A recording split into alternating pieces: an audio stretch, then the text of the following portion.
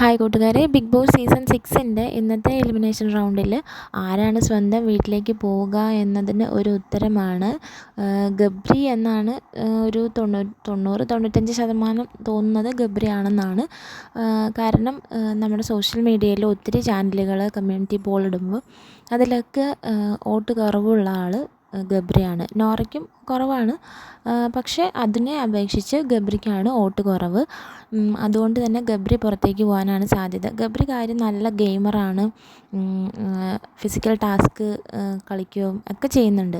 പക്ഷേ ഗബ്രിയുടെ സ്വഭാവം, പിന്നെ ഈ ജാസ്മിനുമായിട്ടുള്ള ഈ ഡ്രാമ, ഇത് രണ്ടുമാണ് ഗബ്രിയെ പിന്നിലേക്ക് കൊണ്ടുപോകാൻ കാരണം. പ്രേക്ഷകരുമായിട്ട് ഒരു മാനസിക അടുപ്പത്തിലേക്ക്, അല്ലെങ്കിൽ പ്രേക്ഷകരുടെ പിന്തുണ ഗബ്രിക്ക് കിട്ടാതിരിക്കാൻ രണ്ട് കാരണങ്ങളാണ് ഇത് രണ്ടും.